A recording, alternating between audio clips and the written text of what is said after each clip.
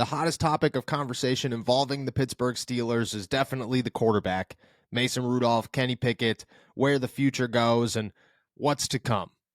Well, I'm going to tell you why I think it's Mason Rudolph, what it takes to get there, and why it's the best bet.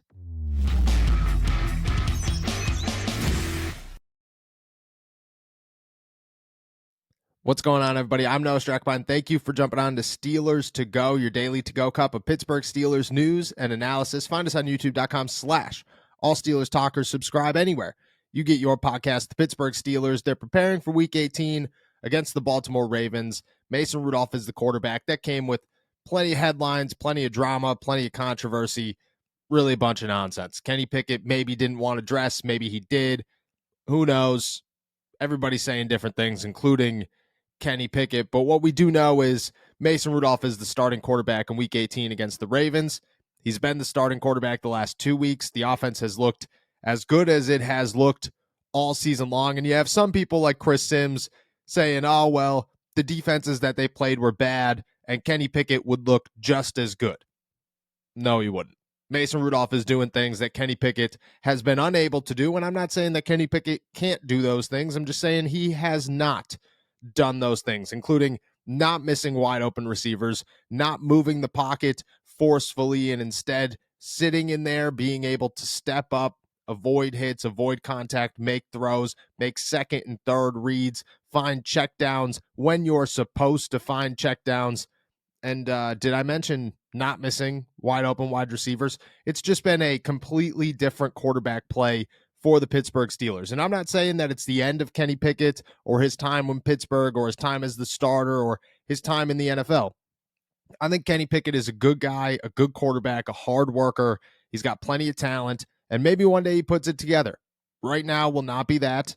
This season will not be that. Now we're going to talk about the future. What comes in 2024 if the Pittsburgh Steelers start the year with Kenny Pickett as their quarterback, Mason Rudolph as their quarterback, somebody else as their quarterback? We've talked about a number of names. Michael Penix was the latest one that we discussed on the podcast, and I'm telling you right now, that dude is a stud, and I would be thrilled if I'm a Pittsburgh Steelers fan to have Michael Penix Jr. as my starting quarterback in 2024. I think he carries a team very, very well. I think he's got some of the craziest arm talent I have seen in a long time. And you could talk about Caleb Williams and Drake May, and I think those guys are phenomenal quarterbacks, and I think those guys are going to make their teams very successful. But for a team that's sitting there in the 20s who needs a quarterback, Michael Penix is a guy a lot of teams will consider, and the Pittsburgh Steelers certainly should be one of them. Justin Fields would be my other name. He is probably my top option, will remain my top option. If he is available for really a second or a third round pick, like ESPN's Jeremy Fowler says he is, you give up a second or a third round pick for Justin Fields. You don't even think about it, and you move on, and you hope that he turns into something. You have a year to develop this guy and see what happens. You take advantage of that year, and if he turns into a franchise guy, he turns into a franchise guy, and I think he's got all the talent to do so. But let's be realistic. For right now, the options are Kenny Pickett and Mason Rudolph. I expect that to change here and there throughout the offseason, but heading into Week 18, playoffs still alive, the season still very much intact. They need some help, but they got to win against Baltimore, and they feel confident that Mason Rudolph will lead them to a win in Baltimore. What does it mean, and what does it mean moving forward? Well, it means nothing if Mason Rudolph stinks. If he goes into Baltimore and everything crumbles and he's no longer the dominant quarterback that he's been the last 2 weeks and the offense struggles and the Steelers lose, it means nothing. Kenny Pickett is your guy next season, or whoever else you bring in, and Mason Rudolph is probably on his way out, or at worst, the team's backup, maybe the QB3 once again, but there's no way that he's your starting quarterback in 2024.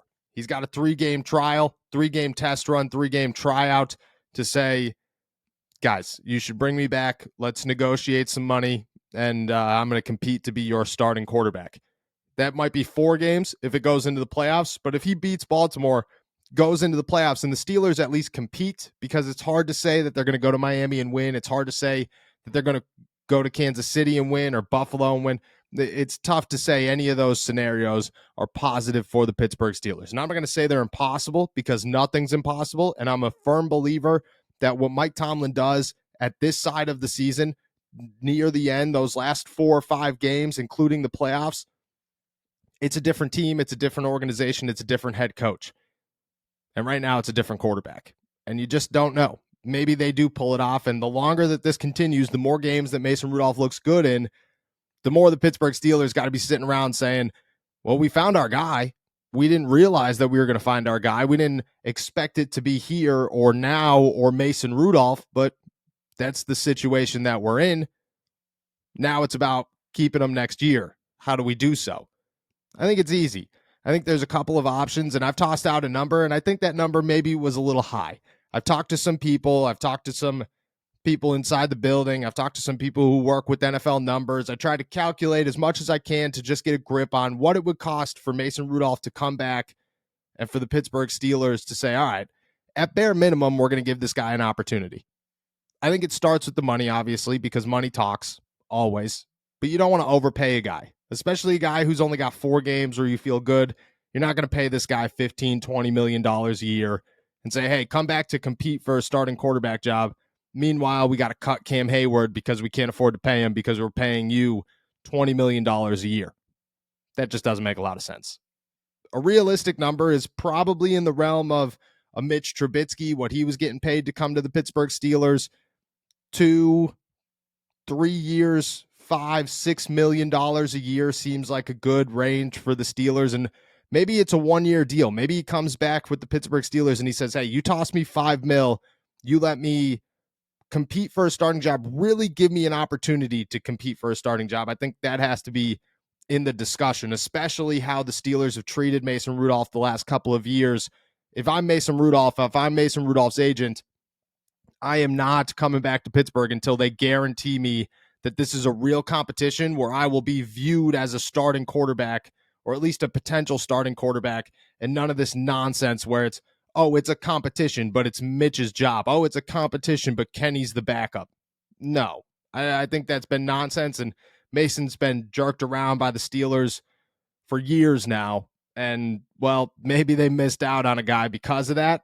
I hope that they don't do it again, but if I'm his agent and if I'm Mason Rudolph, the only way I'm coming back is by securing in that contract that I get an actual opportunity to compete for a starting job.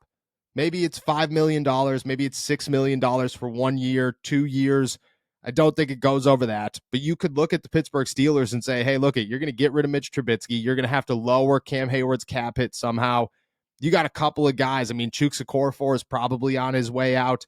A number of other guys with some decent cap hits that you're going to move on from next season.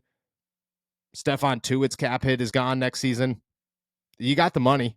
You could sit around and spend $5-6 million on a quarterback that you like and you think could be a starting quarterback, because that's what you're going to spend on a guy like Michael Penix anyways, or a guy on whoever you bring in the offseason. And he's going to be much less expensive than a Russell Wilson and much less expensive than a Justin Fields. And look, if you want to go that route, if you want to go big or go home, go big or go home.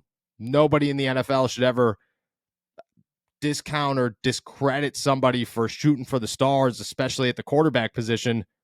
I'm not a Russell Wilson guy. I'm not going to sit here and say, go sign Russell Wilson. I think that is a terrible idea. But there are other names, like I said, Justin Fields, and I'll continue to say Justin Fields, that are worth pretty decent money to see if they work out in Pittsburgh.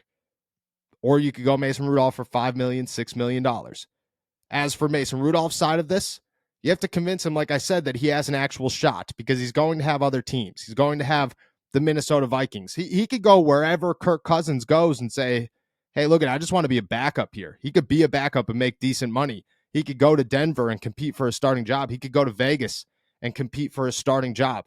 He's probably going to be viewed as one of the best backups available this offseason, and he'll have that magic touch that a lot of teams will be looking for and saying, hey, look, we need you just in case.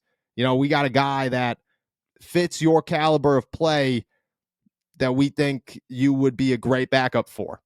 And Mason Rudolph would love to make a career just like every other quarterback would love to make a career. If they're not a starter, well, let's be a backup that gets paid pretty good money. Mitch Trubisky is a prime example of that. But if I'm the Pittsburgh Steelers and if I'm Mason Rudolph, I'm having this conversation. Hey, look, we'll pay you $5 million next season, $6 million next season, 1 year deal, maybe a 2-year deal if you're interested in a 2-year deal. But I think Mason Rudolph, especially if he's coming back to Pittsburgh, should look at this and say, look, if you give me 1 year to be a starter, let me earn a bag. Let me earn a huge payday with you guys. It's not going to be ginormous, but it's definitely going to be $30, $35 million a year if I ball out. It's going to be Geno Smith money. And, he's got to earn it. Nothing's going to be handed. But if I'm Mason Rudolph, I'm taking that risk. I'm taking that opportunity. I'm going to bet on myself 100%. And it makes sense to bet on yourself in this situation, because if the Pittsburgh Steelers are serious about you getting an actual opportunity to start and they believe that you could be the guy, Mason Rudolph should come back to Pittsburgh. It makes the most sense. He's already adjusted to the offense. He's got relationships with these guys. He's got 2 phenomenal wide receivers, a great tight end, 2 other tight ends that are pretty good as well, 2 great running backs, and an offensive line that is only going to be added to this offseason, probably adding a center and a left tackle.